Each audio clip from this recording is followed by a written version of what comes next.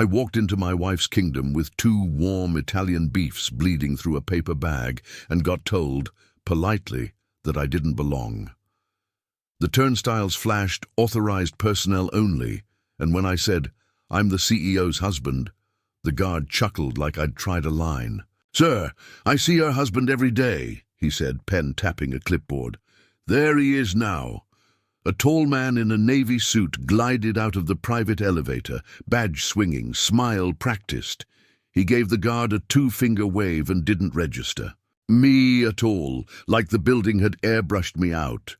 Before we continue, please subscribe to the channel and tell me where you're listening from, because this is exactly how a story like mine starts.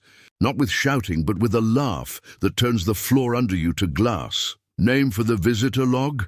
the guard asked, still half smiling. I spelled it slowly, steady voice over unsteady ribs. The clipboard was the cheap kind. Black plastic, sprung hinge, columns for date and time. I didn't need a photo, I needed the pattern. Under E-Car Plus guest, the same hurried handwriting showed up across the last 2 weeks. Noon, then again near 6. I wrote my name in neat block letters and asked the rules like a rookie. Photo ID, temporary pass, escort. I nodded as if logistics were my errand.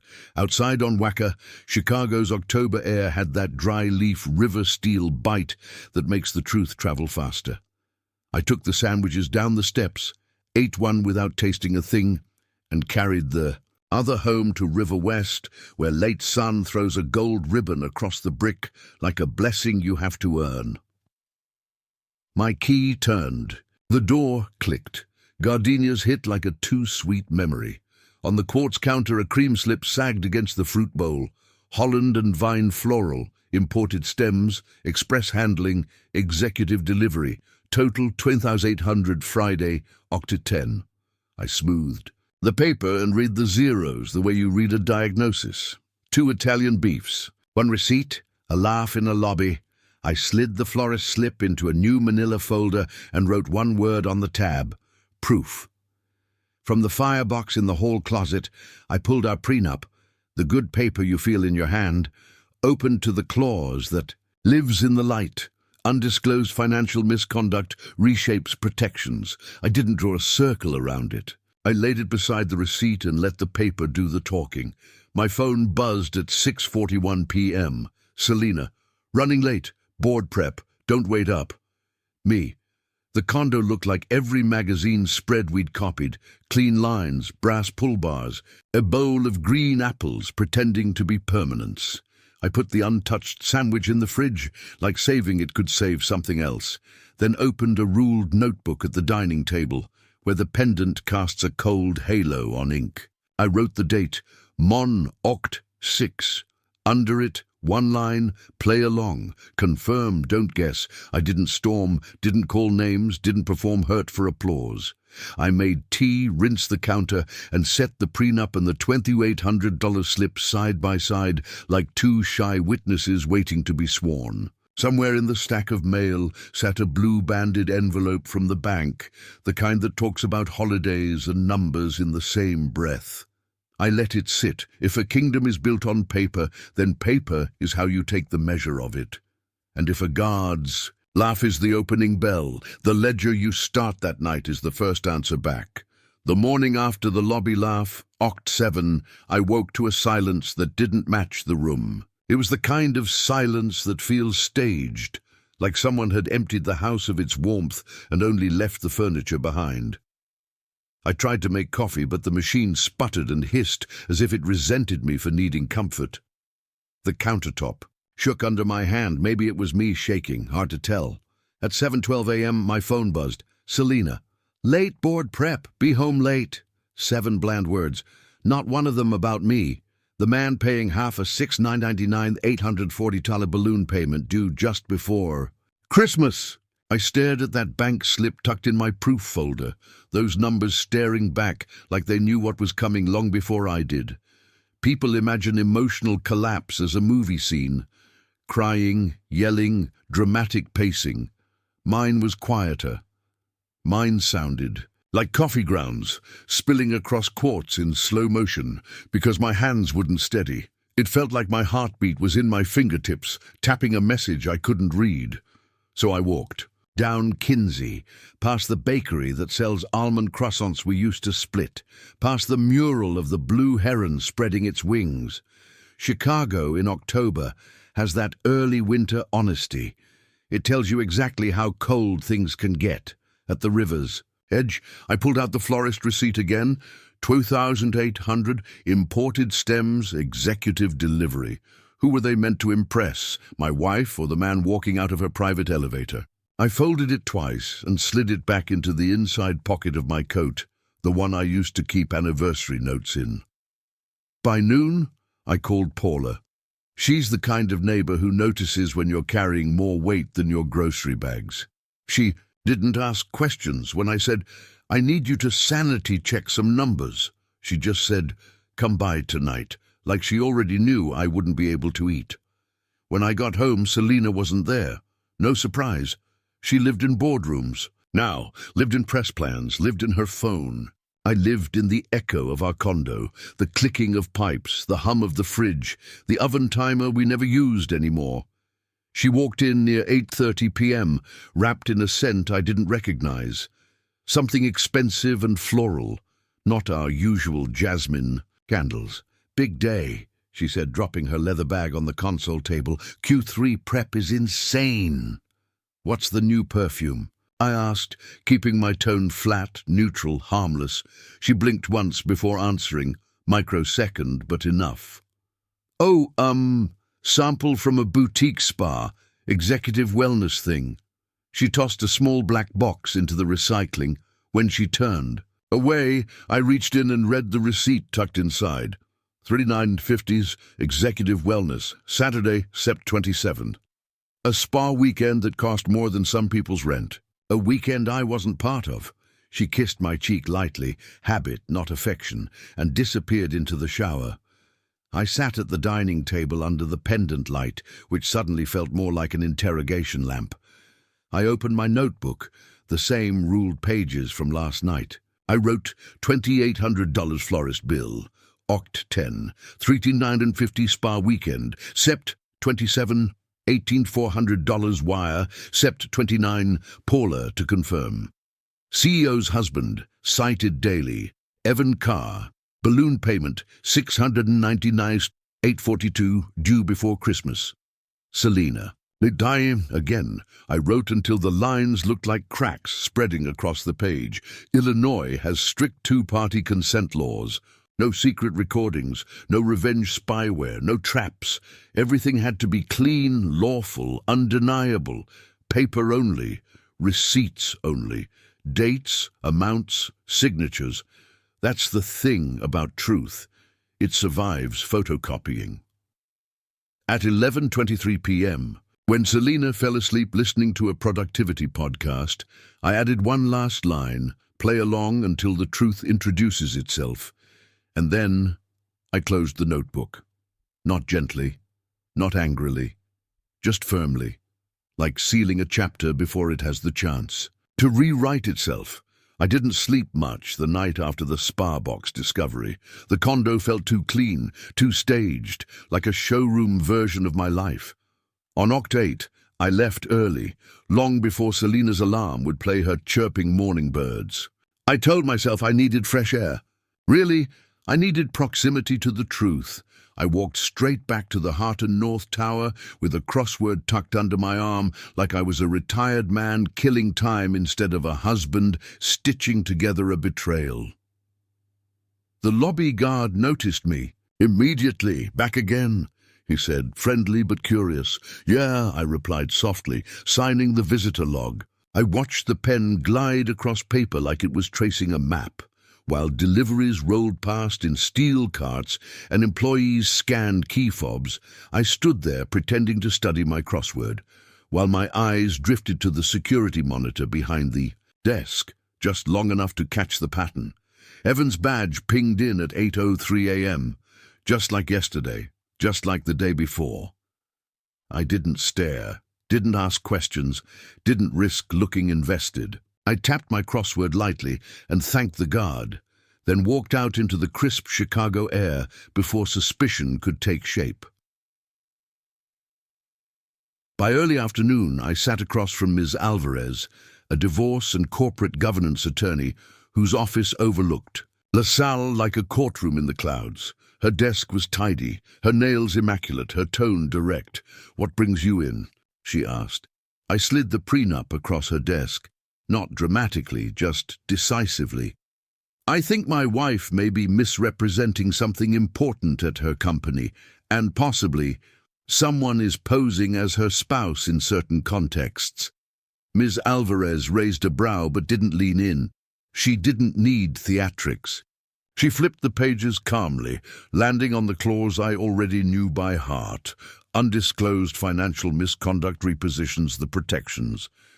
"It's not only a marital issue," she said, tapping the prenup with a pen. "It may be a governance issue." I handed her a copy of Hart and North's Public Code of Conduct that I'd printed at home. No nepotism, no undisclosed relationships affecting contracts, quarterly board certifications, all written in corporate stone. "If she listed someone else for spousal benefits or privileges," I said, "what does that make it?" "Potential benefit misrepresentation," she replied. "Document everything. Do nothing illegal. Do nothing emotional." "Paper only," I said. She nodded. "Paper is your best friend. The consult cost me $350, worth every dollar." Leaving her building, I texted Paula a list of vendor names from old holiday cards our home had collected over the years, like forgotten confessions. 1. Name glowed like a warning light.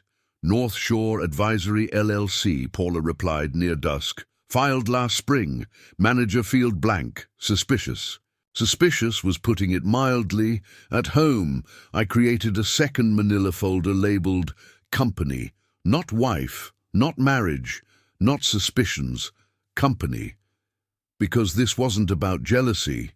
It was about governance, money flow, and patterns that didn't add up. Into that folder I slipped a printed copy of the Code of Conduct, a general HR policy PDF I'd requested that morning about spousal benefit eligibility. A sticky note. "Corporate apartment, find lease." That night, I reheated leftover soup and watched the steam swirl like the shape of a truth forming. I didn't accuse Selena. I didn't check her phone. I didn't act hurt. I acted accurate. Before bed, I looked at the calendar pinned to the fridge, paper, not digital. Nov 7 was circled for Hart and North's Q3 board meeting, a glass-walled showdown none of them knew they were walking toward. Not yet, but the seeds were planted. Methodical revenge doesn't start with confrontation. It starts with walking quietly in the opposite direction of your fear. So, on Oct 10, instead of going to the Hart and North Tower again, I went to the West Loop, high-rise, where the company keeps its executive apartments. The kind of place with a doorman who looks like he knows the secrets of 3 industries, but won't say a word unless your badge tells him to. I stood across the street at a tiny coffee stall, pretending to read a menu I'd memorized years ago. At 6:41 p.m., I know because the receipt is time-stamped, Evan Carr stepped out of a rideshare duffel bag slung over his shoulder like he owned the sidewalk. The doorman straightened when he saw him, not respectful, familiar, too familiar. I didn't trail him, didn't take photos, didn't risk anything illegal. I just bought a medium coffee, kept the receipt, and watched the building marquee reflect off my watch face. Dates and times are enough. They whisper louder than accusations. Back home, the condo was dark. Selena had left a post-it on the counter. "Late again. Don't wait. No heart, no initials. Just a note printed like a memo. I opened our health insurance portal, my name on the plan, Selena as primary. I scrolled past the jargon until I hit a bland PDF listing spousal wellness credits, redeemed twice in September. No names, no details, just the fact of it. Something in my chest tightened. I wasn't the one who'd redeemed anything. I wrote a note in my ledger, request confirmation from HR as spouse, keep tone neutral, no assumptions. Then I messaged Lila.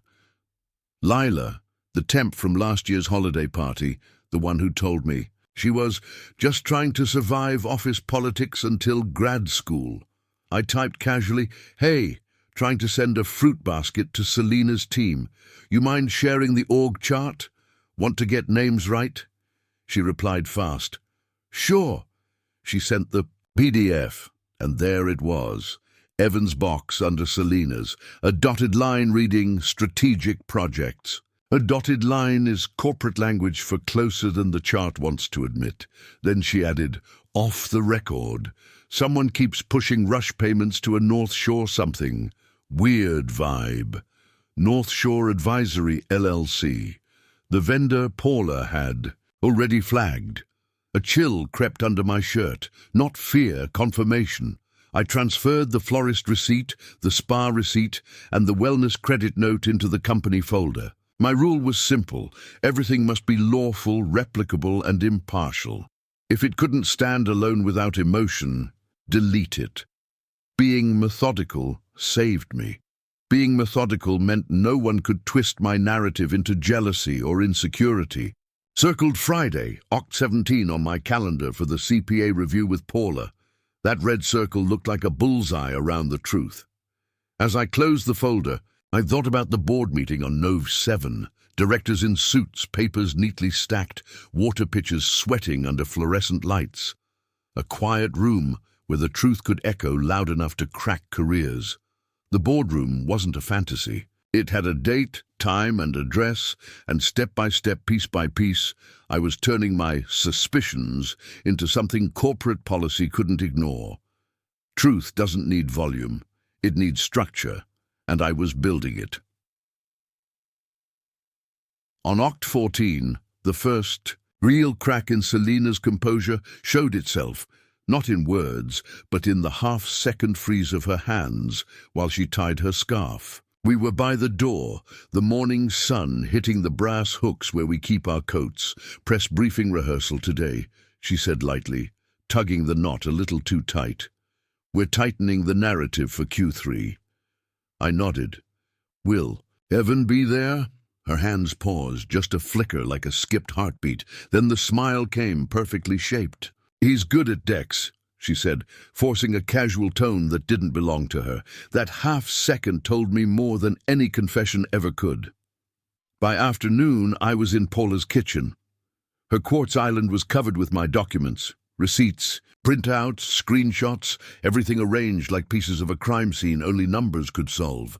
She slid a statement toward me. "The $8,400 wire to North Shore Advisory hit your joint account Sept 29, she said. Memo line reads, "Strategic Consulting, Vendor Evaluation." I stared at the number. That was half a semester of tuition for someone's kid, a used car, a chunk of my retirement. "And look at this," she continued, pulling the florist. "Receipt close." 9 days later, the $2,800 flowers. 2 days after that, the $3,150 a wellness retreat. These aren't random splurges. She drew a simple, chilling flow on her notepad. Company money, Evans orbit, personal perks. Then she looked me dead in the eyes. Find that corporate apartment lease. If company funds are floating someone's personal sanctuary, governance will take it seriously. Governance. The one word that could turn a marriage problem into a corporate crisis. On Oct 16, Lila sent me a message at 9:42 p.m. "You didn't get this from me." Attached was a redacted invoice, North Shore Advisory, total billed YTD $92,000, no logo, no website, just an address that led to a mailbox store in Evanston when I checked it. I printed it, blacked out her name, and wrote "Anonymous" in the margin. To protect her. Evidence is only good if it doesn't bury the innocent people who helped you collect it. That week, Chicago shifted fully into gold. Trees on Hubbard turned the color of old money. Stores put out pumpkins. Couples held hands. Meanwhile, I held onto receipts that felt like loaded weapons. At dinner on Octa 16, Selena barely looked up from her phone. The oven timer dinged, a sharp, cold sound in an equally cold kitchen. She said, "Expect some travel around Thanksgiving." "For me too?" I asked. "We'll see," she replied, eyes never leaving her screen. "We'll see, not we'll talk, not we'll plan, just we'll see." I made a note of the wording. Language reveals more than people realize. On Oct 17, I placed everything, every receipt, every printout, every suspicious detail on Paula's table again. She whistled quietly. "This isn't marital misbehavior," she said. "This looks like a governance pattern. And if it reaches the board—" Well, she didn't finish the sentence. She didn't have to. That night, I booked a second consult with Ms. Alvarez for Oct 21. Topic: lawful steps for board notification. The stakes shifted in my mind from heartbreak to protocol, from betrayal to liability, from marriage to company integrity. I didn't want to ruin Selena. I wanted something far simpler. The truth under lights, with witnesses. And I was almost there. Oct 20 felt colder than a normal Chicago Monday. The kind of cold that moves ahead of the weather report, like a warning. I wasn't planning on going near Harton North that day, but something pulled me there, the same way a man rechecks a locked door when he already knows it's shut. Inside, the lobby. The guard from last week was on break, off duty, no uniform jacket, sipping soup from a vending machine cup. His guard face was off. His human face was on. "You're back," he said, surprised but not unfriendly. "Couldn't stay away," I replied lightly, leaning on the counter the way a man does when making small talk. "Hey, something's been on my mind. Why'd you—" "I called that guy last week, Evan, my wife's husband." He shrugged like it was nothing. "Because that's what the HR lady calls him when she drops off passes." He slurped his soup. "She said, 'I'll leave these for the CEO and her husband.'" The words hit harder than the cold outside. "Are you sure she said husband?" I asked, careful not to sound wounded. "Yeah," he said. "Here, look." He pointed to a drawer of temporary badges. One near the top read, "Spouse guest, e-car, date Oki 3. Not a photocopy, not an accusation. Just a label someone printed because they believed it was true. I didn't take a picture, didn't handle the badge. I just read it, nodded, and walked out like it meant nothing. But the second I hit the sidewalk, I typed the exact wording into an email to myself, subject line, "Spouse guest label OCT3, so it would timestamp automatically. Evidence clean enough to frame." At home, my hands shook, not from heartbreak this time, but from clarity. This wasn't a private betrayal anymore. This was a corporate misrepresentation that had made its way into HR systems, guest logs, and building security protocols. Paper trails, printouts, badges, all things boards cannot ignore. That night, under the dining table's pendant light, I drafted a message to HR. "Hello, I'm writing to confirm my eligibility as the CEO's legal spouse for wellness benefits. And guest credentials. I've included our marriage certificate for your records. Please let me know if any updates are needed. No accusations, no names. Just a husband reminding them the law recognizes one spouse, me." They replied 2 days later, Oct 22. "We'll review and update any discrepancies." That was HR language for, "Something in our system does not match what you just sent us." While I absorbed that, Paula called. Her voice was tight. "North Shore Advisory lists Evan's sister as the registered agent, a family-run LLC, no competitive bidding, $92,000 billed YTD, a corporate apartment, a spouse guest badge, wellness credits redeemed, and a CEO. Pretending none of it existed, the pattern sharpened until it nearly cut me. This wasn't jealousy. This wasn't insecurity. This was a compliance storm forming. I circled Nov 7, board Q3, twice harder than before. Then I called Ms. Alvarez. "We're ready," she said. I'll prepare a concise board memo for NOV 3. Facts only. 3. Exhibits. Marriage certificate, HR discrepancy reply, redacted invoice. Nothing emotional, just the truth.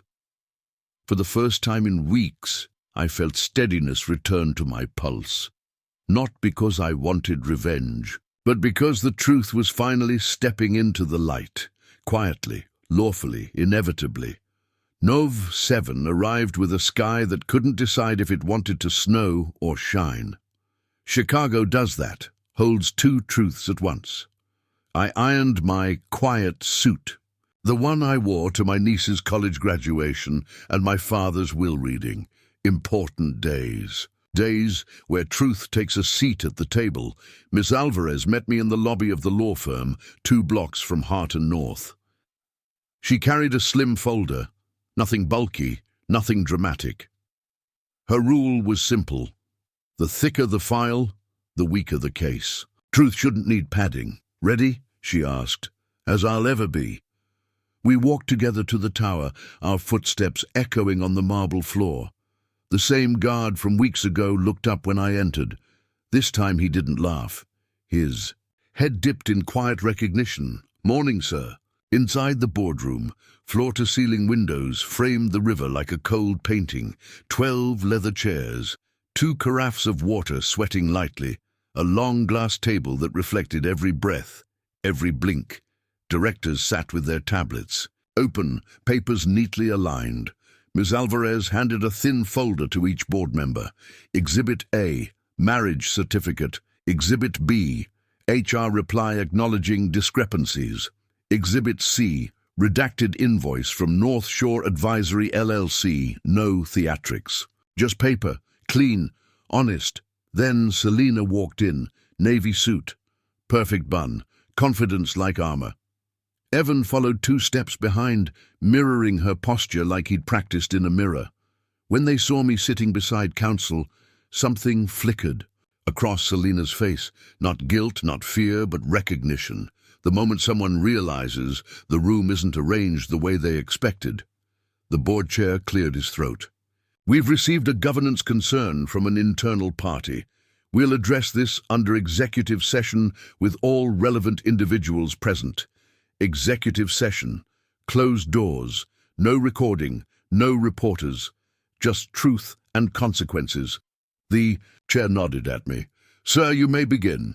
I didn't raise my voice, didn't point fingers. I simply placed my hands flat on the glass table and spoke.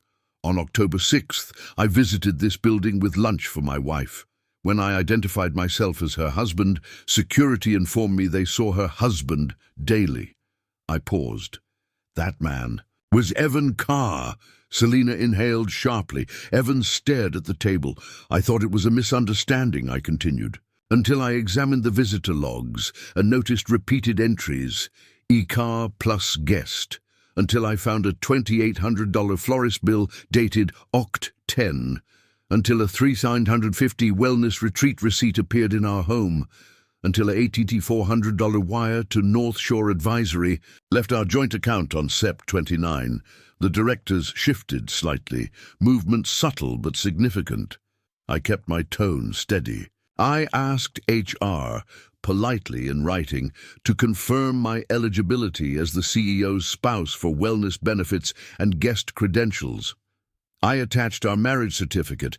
They replied they would review and update any discrepancies, which implies your system contained incorrect spousal information. I didn't mention the badge by name until the right moment. On Oct. 20, I said, a temporary badge labeled Spouse Guest E-Carr was identified by building staff. That landed exactly as it should have, not shouted, delivered. A director leaned forward. Mr. Carr, is this accurate? Evan swallowed. HR must have made a mistake. The chair tapped his pen once, a small sound, but in a room like this, it echoed like a verdict. And North Shore Advisory, the chair said calmly, do you or your immediate family have any ownership interest? It's my sister's LLC, Evan said, but I don't benefit from it. Documentation, the chair asked. Evan froze. Selina jumped in. This is being blown out of proportion. He's a trusted colleague, and the vendor work was necessary. Another director raised an eyebrow. Then why wasn't the relationship disclosed? Silence. Cold, heavy, undeniable. Ms. Alvarez spoke softly. The concern today is governance, not emotion. Misrepresentation of spousal status for privileges and undisclosed relationships tied to vendor approvals fall under your Code of Conduct's conflict of interest provisions. The chair exhaled deeply. Step outside, please. We need time. I stood, heart steady. I didn't look at Selina as I left, but I felt her eyes on me, like a person realizing the cliff edge they thought they'd hidden was suddenly spotlighted. 40 minutes passed in a quiet hallway. The kind of quiet where you hear your own blood move. When they called us back in, the chair read the decision. Effective immediately, Harton North will launch an independent review into all North Shore advisory contracts. All payments to that vendor are suspended. Ms. Hart's oversight of procurement is temporarily reassigned pending findings. Selina's face cracked, not broken, just cracked enough for truth to leak through. The chair added, Mr. Carr, you are placed on administrative leave until the review's conclusion. Then he turned to me, this part I hadn't expected. Thank you for raising these concerns in a structured, responsible manner. We acknowledge the personal difficulty. Structured, responsible. 2 words more powerful than revenge. The meeting ended. Papers shuffled. Chairs slid back. Careers trembled. I walked out of that glass kingdom lighter than I walked in. You can't always choose betrayal, but you can choose the room where truth sits down across from it. Justice doesn't always arrive with sirens. Sometimes it comes as a short email on a grey Tuesday morning. On Nov 12, HR finally replied to the message I'd sent with our marriage certificate attached. Their tone was clinical, almost embarrassed. Your status as the CEO's legal spouse has been updated. Prior entries contain discrepancies. We appreciate your patience while we corrected the record. Discrepancies. That was their polite way of saying someone had listed the wrong man as my wife's spouse. An error that had somehow trickled into wellness credits, guest badges, and who knows what else. An error that had worn Evan Carr's name. I forwarded the message to Ms. Alvarez, and within minutes she called. Good, she said. This confirms internal misrepresentation. We move to Phase 2. Phase 2 wasn't drama, it was protection. That same afternoon she filed a financial separation agreement, a quiet motion designed to freeze the playing field. The prenup's misconduct clause allowed it. The goal wasn't to punish Selina. It was to keep her from draining accounts or shifting assets under the pressure of an active corporate review. A bank officer stamped a temporary hold on our home equity line. Standard when counsel requests it, he said, sliding the paperwork. Back to me. I walked out into the chilly November wind feeling, for the first time in weeks, shielded. Then came Nov 18. The independent review firm finished its preliminary report for the board, a summary only, but enough to illuminate the shadows. North Shore Advisory billed $92,000 YTD without competitive bidding. Invoices were approved through channels Evan influenced. A spousal guest badge was issued based on verbal assumptions made by a wellness coordinator. Personal perks around the same dates suggested blurred boundaries. The report didn't name me. It didn't need to. The facts spoke clearly. The board convened without me this time. I heard the results later through counsel. Selina requested a leave of absence to protect the company from distraction. Evan resigned to pursue new opportunities. North Shore Advisory's contract was frozen pending a full audit.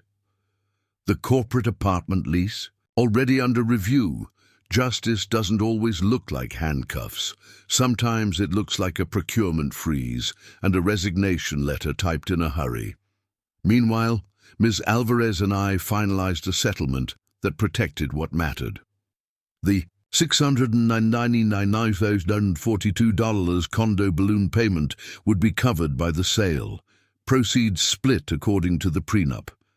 I retained occupancy until spring. All joint financial actions required dual signatures. Selena moved into a rental on Wabash. I didn't. Ask which unit. I didn't want to know. One afternoon near the end of November, the board chair sent me a short email. Thank you for choosing policy over spectacle. Your approach allowed us to act swiftly. Policy over spectacle. That was the closest thing to applause I needed. And in the quiet that followed, no spa boxes, no gardenia perfume, no post-it notes pretending to be affection. I realized something. Justice isn't loud. It's the moment the noise finally stops. I didn't expect silence to be so loud. By Nov 22, the condo felt unfamiliar, not haunted, not painful, just emptied of the assumptions I used to call love.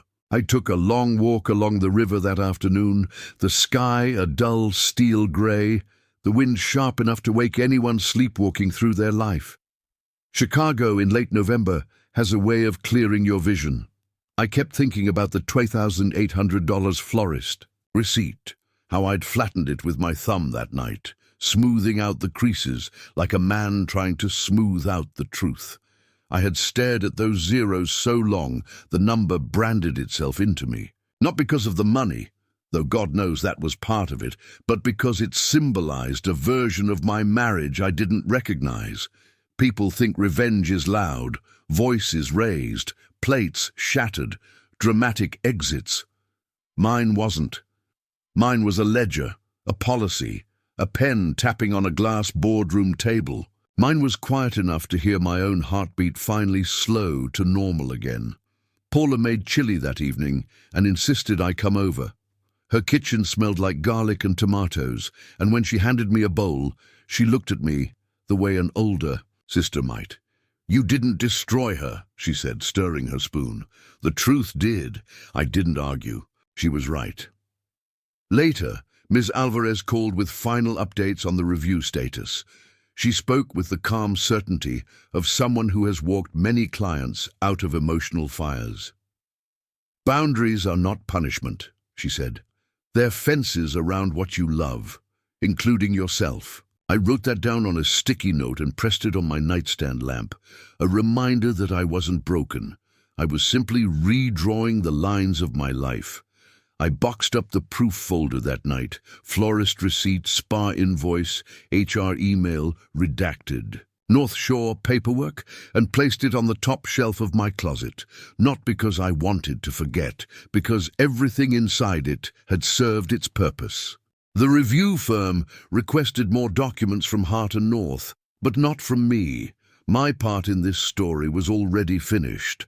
I didn't read the appendices, didn't follow the internal politics. I didn't need to. The outcome had spoken. When people later asked, "How did you know?" I told them the truth. A laugh in a lobby, a laugh that bent the air the wrong way. A laugh that told me the story I thought I was living had a missing chapter.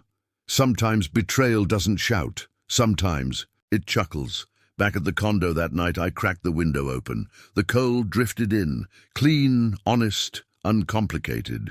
I lay in bed listening to the hum of the city and realized something grounding. Revenge wasn't the point. Justice was. And justice had already taken its seat, done its work, and left the room quietly, like a gentleman who didn't need applause. More. Importantly, for the first time in months, I recognized myself again. My name, my worth, my boundary. December in Chicago has a way of softening even the hardest edges.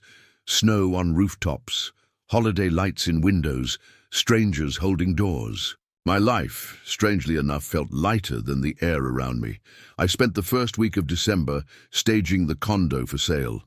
It was the home I once imagined we'd retire in, the home where we hung our first holiday wreath, the home where I learned to make her favorite lemon chicken. Now it was just square footage, with good lighting and a balloon payment looming over it like an unwelcome guest. I put a bowl of green apples on the quartz island. Realtor trick. Fresh, clean, aspirational. The offer came faster than I expected. Cash buyer. Closing date aligned perfectly with the 690,800 payment. That bank slip, the one that made my stomach drop every time I looked at it, suddenly felt like a math problem someone else had solved for me.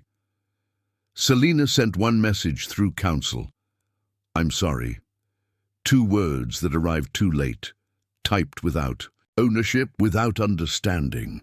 I asked Ms. Alvarez if I should respond. She put on her glasses, skimmed the message and said, "Closure isn't correspondence." I took her advice. Silence was kinder than any reply I could have written. Lila sent me a holiday card with no return address, just a snowy city skyline on the front and a handwritten note inside. Hope things are calmer now. It was the most honest thing anyone sent me that season. Meanwhile, Paula's husband, Mike, decided their townhouse needed a festive amount of lights, which meant the 2 of us stood on aluminum ladders one Saturday morning, tangled in enough LEDs to signal planes. I hadn't laughed in weeks, but watching Mike swear at a strand of flickering bulbs almost restored me. "Everything okay now?" he shouted down from his ladder. "Getting there," I said. On deck 23, I signed the closing documents at a small title office with fake plants and an overactive heater. The escrow officer slid a check across the table with numbers that looked, frankly, like oxygen. I'd forgotten what financial safety felt like until that moment. I thanked her, folded the check carefully, and drove back to the condo for the last time. I walked through each room slowly, not grieving, just acknowledging. The empty bedroom, the balcony where we used to drink coffee, the hallway where I'd kept the firebox with the prenup inside. Places don't betray you, I realized. People do. I locked the door one final time and handed the keys to the young couple who bought the place. They were excited, nervous, hopeful, everything I used to be. Take good care of it, I told them. They promised they would. Later that evening, I placed both manila folders, proof and company, into a safe deposit box. Not because I feared needing them again, because documentation deserves rest too. Evidence doesn't evaporate, it just cools. Justice had been delivered, the money flows had stopped and reversed. The truth had spoken in a room where it mattered, and, without realizing it, I'd walked myself out of a life that had already left me long before. January arrived with the soft kind of cold, the kind that doesn't sting but settles quietly, like acceptance. Chicago was waking up from the holidays, brushing snow off its shoulders, starting over in its own stubborn way. I guess I was doing the same. One afternoon, I walked past the Harton North Tower on my way to lunch. I hadn't planned it. My feet just drifted that direction, like a part of me needed to see the place where everything had cracked open. The same lobby guard from that first day looked up when I approached. No laugh this time, just a nod, a small human acknowledgement. "How you doing, sir?" he asked. "Lighter," I said, and meant it. The building was the same, steel, glass, ambition, but I wasn't. I caught my reflection in the window. A man who once thought a bouquet could fix a marriage. A man who believed loyalty was a guarantee. That version of me was gone, replaced by someone who believed in evidence, boundaries, and the quiet power of facing truth head-on. Word travels in corporate circles, even when no one intends it to. A few days later, I overheard news while waiting. In line at a cafe, Harton North had hired a new CEO from out of state. The board added a line to the code of conduct. Quarterly certifications must disclose personal relationships tied to vendor activity. It's strange. The smallest edits sometimes echo the loudest. My marriage hadn't become a legacy, but ironically, a line in a corporate manual had, a sentence designed to keep a company honest, a boundary written into policy.